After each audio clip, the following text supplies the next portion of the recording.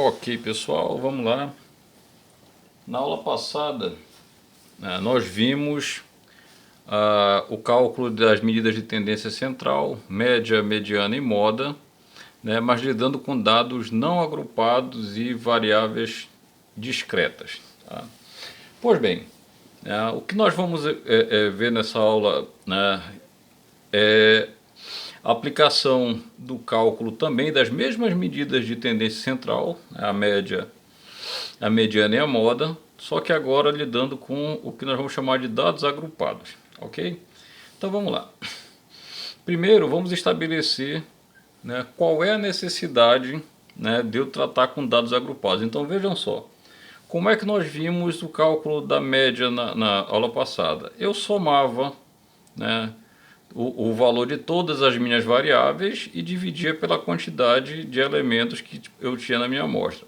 Agora imagine o seguinte, imagine que eu tenho uma amostra extremamente grande, né, com 100, 200, 300, 400, 500 elementos mensurados na minha amostra. Né? Imagine só eu ter que somar todos esses valores um por um e depois dividir. Né? Tem uma série de problemas. Primeiro que o trabalho, né, seria grande, segundo que a possibilidade de eu cometer erros no processo, né, quanto maior a quantidade de valores de dados que eu estou manipulando, ela é uma possibilidade que aumenta. Tá? Então, né, para resolver esse problema, a estatística trouxe para a gente técnicas, né, de resolver dados agrupados, ou seja, quando eu tenho uma quantidade considerável de elementos na minha amostra, né, o que é que nós vamos fazer? Nós vamos dividir, tá? Eu vou fazer uma divisão da minha amostra em intervalos de classe, tá? Né? Tá, eu vou dividir inicialmente aqui em intervalos de classe. E aí vai surgir uma nova técnica para esse cálculo. Pois bem, primeiro vou tratar com esse exemplo aqui que eu tirei do livro, deixa eu ver qual é o nome do cidadão, Gilberto de Andrade Martins. Então eu tirei esse exemplo do livro do Gilberto, que diz o seguinte, né, numa determinada pesquisa, né, se fez um levantamento de idades, né, e entre 50 indivíduos e os valores obtidos são esses, né, que estão apresentados aqui. Né. Eu já aconselho que você, né, assim que possível, dê um pause no vídeo, anote esses valores, porque nós vamos estar lidando, né, com esses dados, né, para apresentação das definições e das propriedades a seguir, ok? Então essas foram as idades das 50 pessoas entrevistadas aferidas, né? No nosso caso já está organizado em hall, né? Mas imagine você que quando você vai fazer uma pesquisa, você não vai coincidentemente entrevistando as pessoas e as idades vão, né, crescendo progressivamente. Né? Esses dados eles são obtidos todos embaralhados e aí cabe a você no processo de organização, de tabulação de dados, organizá-lo, né? Faz o seu rol bonitinho, né? Para que eles fiquem em ordem, né? Mais interessante para o cálculo. Aí vejamos, e aí, se eles não estão organizados dessa forma e a quantidade é muito grande, eu tenho problema para o cálculo de todas as medidas de tendência central. Né? Eu tenho problema para o cálculo da média, como nós já falamos, porque a quantidade de elementos é muito grande. Eu tenho problema para o cálculo da mediana, porque se não tiver organizado esses elementos, né, o valor das variáveis não tiver ordenado, né, eu vou ter trabalho para ver quais são os elementos que estão lá no centro da minha amostra. E a mesma coisa a moda, né, para eu verificar qual é o elemento que mais aparece, né, na minha amostra, se eles estão embaralhados também daria trabalho. Né? Pois bem, então vamos ver, né, como é que nós aplicamos, como é que eu divido, né, como é que eu construo uma tabela, tá, de distribuição de frequência para que eu possa estar melhor analisando esses dados. Para isso, né, nós vamos trabalhar diretamente com tabelas prontas, tá? Mas eu vou falar rapidamente para vocês no começo desse vídeo, né, alguns critérios que podem ser utilizados para a construção dessas tabelas. Né? Vale lembrar que nós temos muitas teorias em estatísticas, então esses critérios eles não são critérios princípios de verdades absolutas, né? Eles são teorias que determinado autor adota um mecanismo, né? Outra vertente adota outro mecanismo, então eu vou apresentar algumas possibilidades para vocês, certo? Então vamos lá. Partindo desse rol, né, dessas 50 variáveis obtidas, né, das idades dos meus indivíduos da amostra, né, a primeira coisa que eu quero saber é o seguinte: em quantos intervalos de classe, né, eu vou dividir a minha amostra? Tá? Bem, como eu já disse, tem técnicas variadas. Alguns autores, por exemplo, né, tira o número aproximado da raiz quadrada da quantidade de elementos da amostra, né? Então, tem várias técnicas. Eu vou apresentar para vocês, né, a fórmula de Sturges, né? Eu espero que seja assim que pronuncia o nome desse rapaz, tá? Que ele diz o seguinte: a quantidade de intervalos de classe ela é dada da seguinte forma, né? K é aproximadamente 1 mais 3,33 log de n, tá? Onde n é a quantidade de elementos que eu tenho na minha amostra.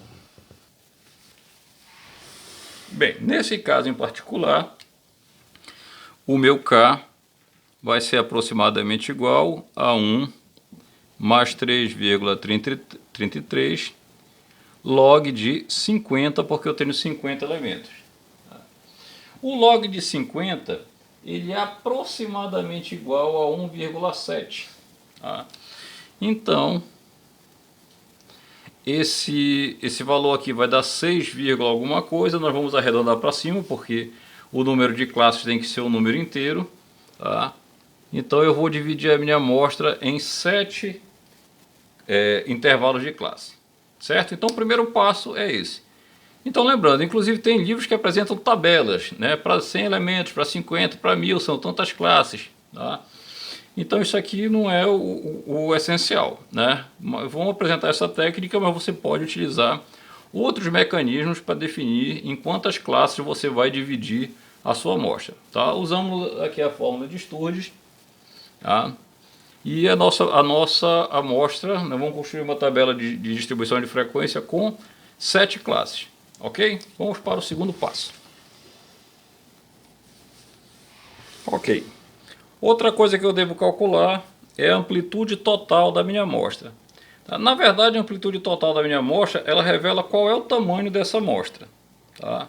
Então, como é que eu calculo a amplitude total? Eu pego o último elemento, né, lembrando que eu fiz uma organização em ordem crescente. Então eu pego o enésimo elemento, o xn, no nosso caso são 50, então seria o x50, menos o x1, que é o primeiro. O último elemento, que é o maior, é 65, menos o menor, que é 18. Tá? Essa minha amostra vai ter uma amplitude total de 47. Então o tamanho, né, total dessa minha amostra, a amplitude total dela é 47. Pois bem, o próximo passo eu vou definir qual é a minha amplitude de classe. O que é amplitude de classe? Né? É o tamanho do intervalo, né, que eu vou estar dividindo a minha amostra. Então a minha amplitude de classe ela é a amplitude total dividido pelo número de classes. Então vejam só, nós calculamos a amplitude total, deu 47. Nós calculamos o número de classe, deu 7. Tá? Esse valor aqui nós também vamos arredondar para cima, tá? Então a minha amplitude de classe ela também será 7. Perceba que 47 dividido por 7 dá 6, alguma coisa, né? Mais uma vez nós vamos utilizar o critério de arredondar para cima, ok? Dito isto, né, eu só vou relembrar uma simbologia aqui para vocês, mas eu vou repetir isso na construção da tabela, que é o seguinte: eu vou representar os intervalos de classe da seguinte maneira, olha. Um intervalo que vai de A até B, né, ele é representado dessa forma. Agora vamos prestar atenção por que essa nomenclatura. Tá? Nesse intervalo, o elemento A pertence ao intervalo, mas o elemento B não pertence ao intervalo, ele é um limite superior. Ok? O limite inferior do intervalo, que é o A, faz parte do intervalo, né, e o B né, é para indicar os valores, né, que estão abaixo dele. Então vai de A, esse intervalo vai de A até qualquer número menor do que B. Tá? Então assim eu represento, tá, os meus intervalos de classe. Ok? A partir daí, né, nós vamos construir agora a nossa primeira tabela, tá, de distribuição de frequência. Mais uma vez, eu gostaria que anotasse esses valores, porque nós vamos retirar agora para apresentar a tabela. Tá? E aí vocês podem conferir nos valores anotados, né, se está tudo de acordo.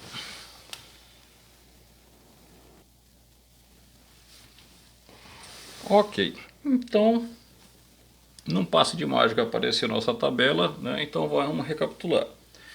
Com aqueles valores, né, que nós tínhamos anteriormente, né, no nosso rol, nós decidimos o que? Nós decidimos que nós vamos dividir a nossa amostra, né, numa tabela de distribuição de frequência com intervalo de classe da seguinte forma. Primeiro, nós calculamos que seriam 7 intervalos de classe. Então está aqui o primeiro ao 7º intervalo de classe.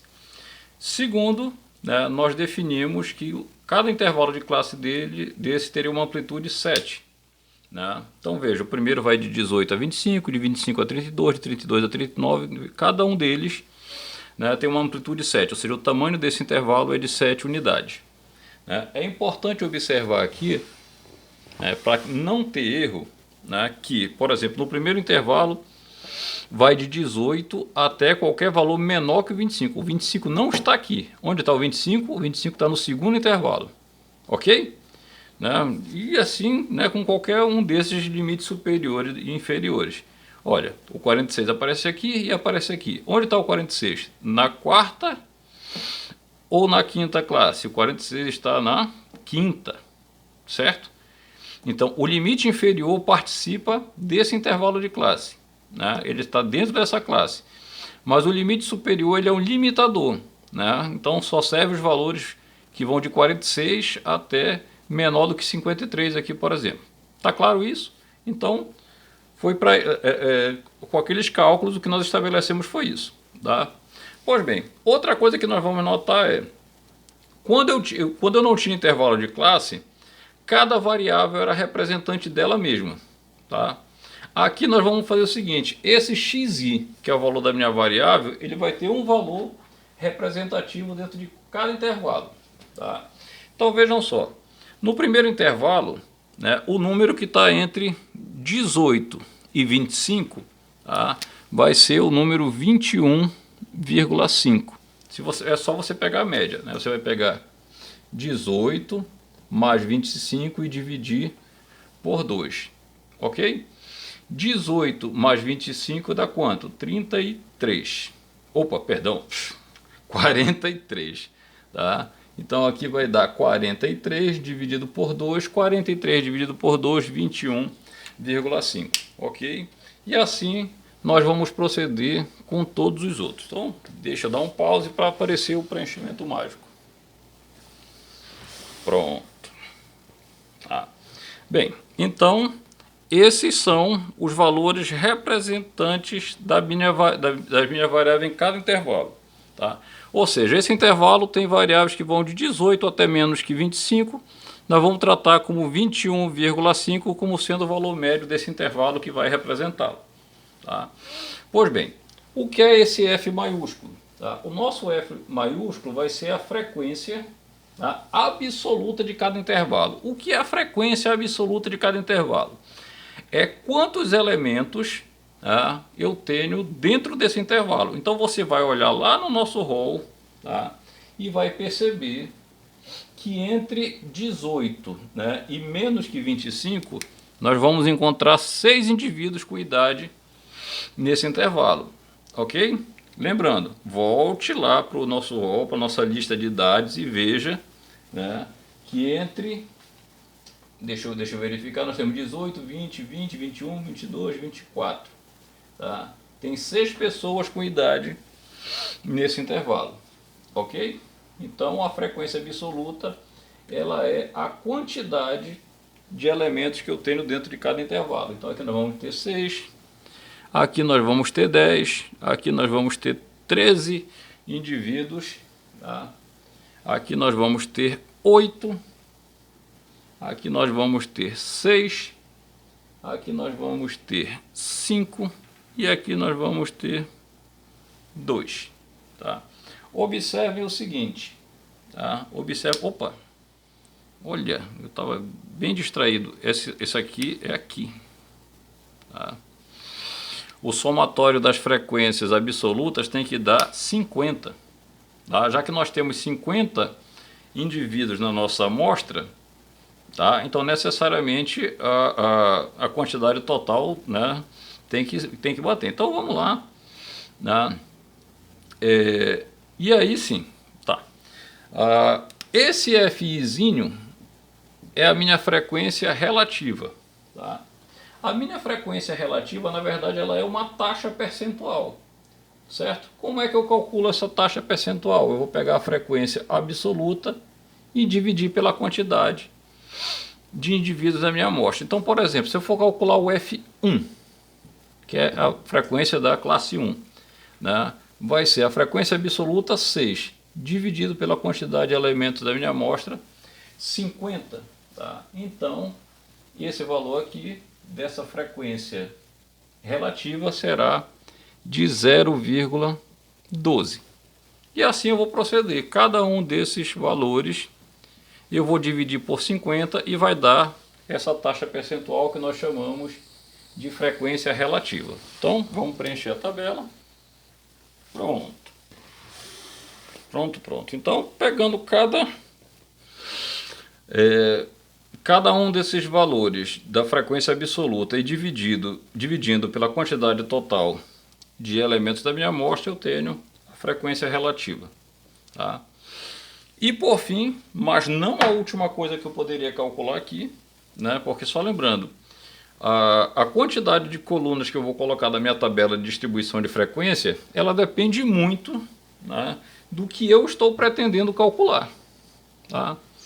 Por exemplo, se eu quero calcular média, vocês vão ver que na tabela seguinte nós vamos acrescentar aqui um XI-FI, tá? Para o cálculo da média. Mas vamos lá. Frequência, esse aqui quer dizer frequência acumulada. Só lembrando mais uma vez, gente, o dinamismo da aula de vídeo é assim, tá? Eu digo, isso aqui é frequência acumulada, você anota. Não perca essa oportunidade, porque não tem como ficar poluindo visualmente e ficar tudo que está sendo dito ficar sendo anotado aqui, tá? Então aqui nós temos a frequência acumulada. O que é a frequência acumulada? É a quantidade de indivíduos que eu tenho até determinada classe. Ou seja, na primeira classe eu tenho 6 indivíduos. Então, como eu estou na primeira classe, o total de indivíduos que eu tenho aqui são 6. Ok? Na segunda classe eu tenho 10 indivíduos. Significa dizer que até a segunda classe eu vou ter quantos? 16, que são 10 mais 6. Ok? Na terceira classe nós temos quantos indivíduos? 13. Tá? Significa dizer que até aqui eu já tinha 16, mais 13, vou ter quanto? 29. Tá? E aí, sucessivamente, ou seja, a frequência acumulada significa quantos elementos eu tenho até determinada classe. Tá? Então, nós vamos de 6, 16, 29, mais 8, 37, mais 6, 43, mais 5, 48, mais 2, 50. Obviamente que até a última classe eu só posso ter o quê? A quantidade total de indivíduos, a quantidade total de elementos que existem na minha amostra. Ok? Beleza. Então, dessa maneira, né, partindo desse procedimento, é que nós vamos construindo as nossas tabelas de distribuição de frequência. Lembrando mais uma vez, né, que eu posso acrescentar, né, outras colunas com outros elementos, dependendo daquilo que eu estou querendo calcular. Tá? Mas o procedimento básico para organização de dados em tabela é esse que a gente está vendo aqui. Tá? Então, tranquilo, tá? Lembrando que como nós vamos trabalhar com tabelas prontas nos nossos exercícios, né, nós não vamos passar por esse processo. Duas coisas que nós não vamos fazer, né, em primeiro lugar, coleta de dados. A gente vai estar sempre, né, trabalhando com com dados que a gente já pega prontinho, né, separado e hipoteticamente arrumado, né, e com tabelas construídas. Mas, né, na vivência, na prática, quando você tiver no trabalho, né, realmente precisando fazer uma pesquisa, a gente já sabe, já tem a noção do caminho que deve seguir, né, para começar a tabulação, começar a organização desses dados. Ok? Então, beleza. Tá? No próximo vídeo nós continuamos a partir dessa tabela para mostrar como é que calculamos a média, a mediana e a moda com dados agrupados. Lembrando que a partir daqui eu posso considerar variáveis contínuas, tá? Que até então a gente estava supondo variáveis discretas. Beleza, então até o próximo vídeo.